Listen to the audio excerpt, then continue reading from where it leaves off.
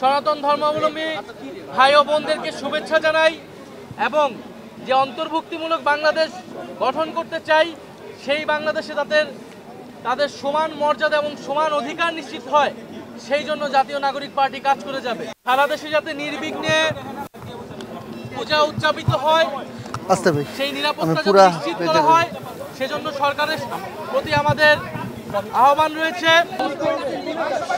প্রিয় সাংবাদিক বন্ধুগণ, প্রিয় দেশবাসী, আজকে আমরা জাতীয় নাগরিক পার্টির পক্ষ থেকে ঢাকেশ্বরী মন্দিরে এসেছি সার্বজনীন শারদীয় দুর্গা পূজার শুভেচ্ছা জানাতে। পূজা উদযাপন কমিটির সাথে শুভেচ্ছা সাক্ষাৎ করেছি। জাতীয় নাগরিক পার্টি সারা দেশের সকল সনাতন ধর্মাবলম্বী এবং ভক্তবৃন্দকে আন্তরিক শুভেচ্ছা জানাচ্ছে। আমরা বাংলাদেশে জুলাই গণ অভ্যুত্থানের পরে যেই সম্প্রীতি এবং অন্তর্ভুক্তিমূলক বাংলাদেশ গঠন করেছিলাম, সেই বাংলাদেশের লক্ষ্যকে সামনে রেখে সকল ধর্ম মতের মানুষের ঐক্যের ভিত্তিতে আমরা সামনের দিনে এগোতে চাই। জাতীয় নাগরিক পার্টি সেই জন্য হিরন আরও মিনারেল ওয়াটার মাত্র 50 পয়সায় প্রতি লিটার।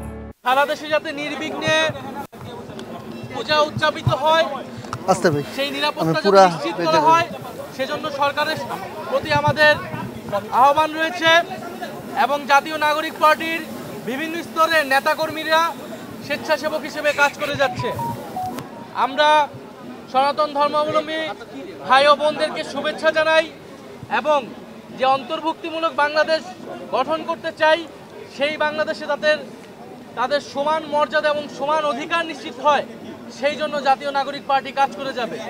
আমরা আজকে এখানে এসেছি সনাতন ধর্মাবলম্বীদের নানান দাবি দেওয়ার কথাও আমরা শুনেছি। অন্তর্বর্তী সরকারের অনেক কিছু চেষ্টা করেছে, অনেক কিছু সেই দাবি দেওয়া পূরণ হয় নাই।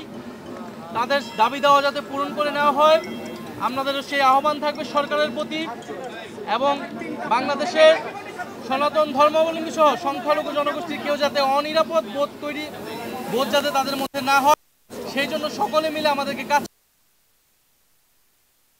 এবং জাতীয় নাগরিক পার্টি আগামী নির্বাচন এবং প্রার্থী নির্বাচনে অবশ্যই সকল ধর্মের এবং সম্প্রদায়ের অংশগ্রহণ নিশ্চিত করবে। আমাদের নির্বাচনী ইশতেহারেও আমরা যাতে সকল নাগরিকের সমান মর্যাদা, সকল সম্প্রদায়ের সমান অধিকার এবং মর্যাদা নিশ্চিত হয় সেই লক্ষ্যে আমরা কাজ করব। আপনাদের সবাইকে ধন্যবাদ।